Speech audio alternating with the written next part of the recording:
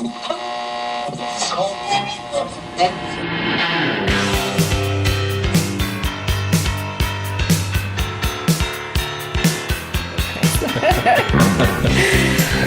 to the Real Estate Show here from RE/MAX Infinity's office in Conception Bay South. It's Monday, November the 6th, and I'm joined today by Chris Janes, who is the Senior Market Analyst with CMHC. Welcome, Chris. Thanks for having me. How you doing? I'm very well, thanks. Thanks for coming out and experiencing this new technology we're doing these days, our vlogging technology. Yes, it's very neat. I like it.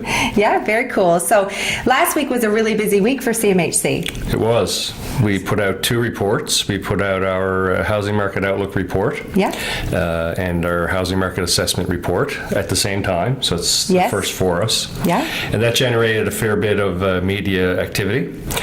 So we had several stories out there that people may have seen. Yes. And generally positive, but again, we have to bear in mind, the issues that surround the housing market and the economy today as well. And we've factored a lot of that into our forecast, as I'm sure you saw. Yes, absolutely. One of the reports that came out this week actually said the worst is behind us. I really like that one. Do you want to elaborate a little bit more? The worst is behind us. So that was in relation to the provincial government's budget that came out in April. Yeah. And if we look at activity from January through to April of this year, the market was very much under pressure. Mm-hmm. The average house price went as low as $293,000. That's right, yeah. Right now it's back to about $301. So we have seen an increase in prices this year a little bit. If we go from January to April and we kind of eliminate that and go May to now, we've seen prices stabilize. Okay. They haven't increased, but they've certainly stabilized to the downside, so we haven't seen any downward pressure per se. Good. And we've seen a little bump in sales activity too over the summer months relative to what we saw in that first 4-month period prior to the budget coming out. So the budget was a big unknown for a lot of people. It was, yeah, and I can certainly attest to that as well, because here at RE/MAX Infinity, we've had a fabulous summer, a summer unlike we've had in other years. Yeah. And actually our sales and so on and volume has certainly increased this year, maybe 20% over previous years. So it has been a really good year, and the budget certainly didn't make the impact that we had anticipated. Yeah.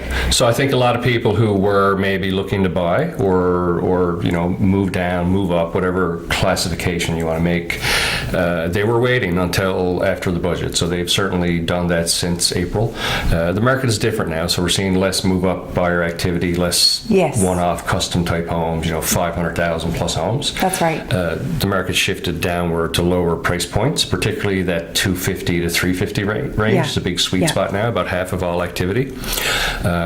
We have people downsizing into duplexes, row houses, etc., as opposed to condos, which has traditionally been the case for empty nesters. Yes, that's right. And we have a lot of first-time buyer activity, so they're also very active in search of homes, typically single-detached, around 300,000, we'll say, but also row and semi-detached, and even some triplex products that we've seen in the St. John's area as well.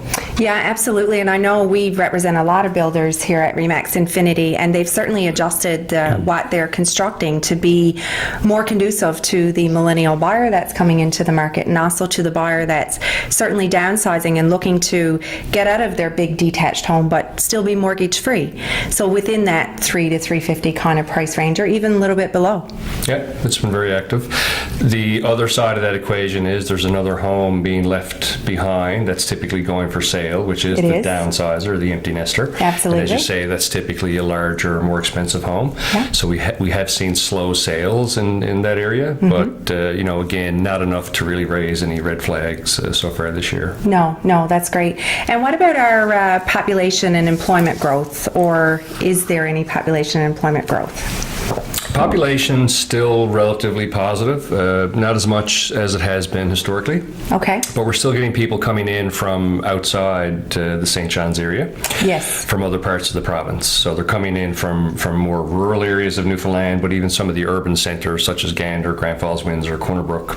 Yes. Whether it be for healthcare, if they're an older demographic, or for work or employment opportunities as well. And that's typically about 70 to 75% of all overall increases that we see in our population is coming from within the province. And that surprises a lot of people. Yeah, I'm not surprised by that, really, because, I mean, St. John's, there is a big hub in St. John's for healthcare and for Memorial University. Yeah. So I think we are attracting a lot of young students, and those young students, they like it here, so they want to try and stay within the province of Newfoundland and Labrador. So, and then again, on the employment side, to answer the rest of your question, and the income side, obviously employment remains under pressure. It's down about 5% so far this year. Yeah. Income is relatively flat. It has rebounded from last year's lows in terms of average weekly earnings that we look at CMHC. Yes. But again, it's relatively flat year to date. So, you know, there are obvious pressures in the market, and the labor market is certainly one of those pressures right now. Yes, of course it is. What about mortgage rates? Well, as we know, mortgage rates have increased a little bit. The Bank of Canada has increased their target overnight rate twice so far this year. Yeah. So that's put upward pressure on mortgage rates, and the banks have obviously reacted correspondingly.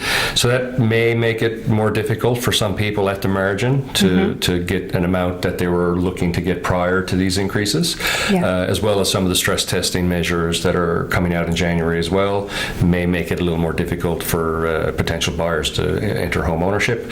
But, you know, as we always say, if it's that much of an issue whereby it means you can't buy a house, then probably you shouldn't be buying a house. That's right. Yeah. You don't. That's what I mean by people at the margin when I say that. Yes. You definitely don't want to be house poor. You certainly want to put yourself in a position where, if interest rates rise, you can weather that storm and you can still have a home for your family to. Absolutely. And that, when I say stress testing, that's exactly what I'm referring to, is the ability to adapt and be able to maintain home ownership if rates do go up from where they are now. It's a smart. I think it's a smart tool that is being introduced right now, and it can only prove favorably to the market overall. Absolutely.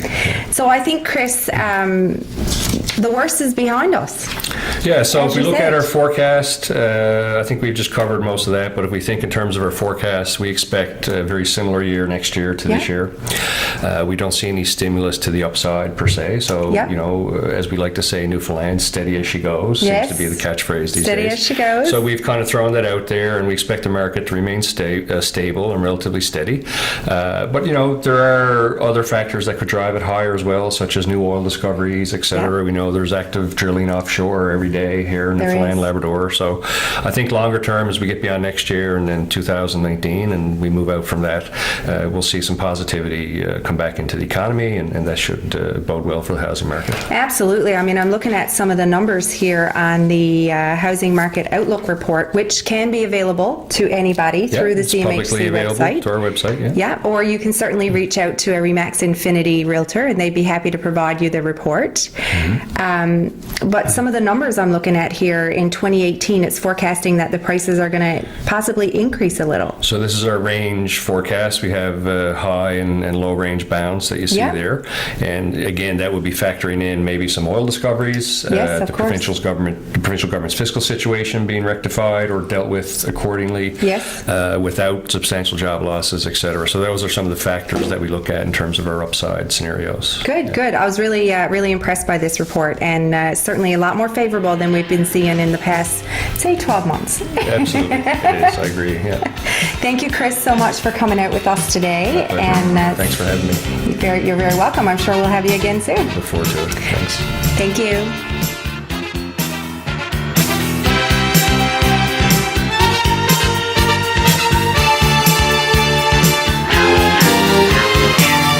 Father wears his Sunday best. Mother's tired, she needs a rest. The kids are playing up downstairs. Sister's saying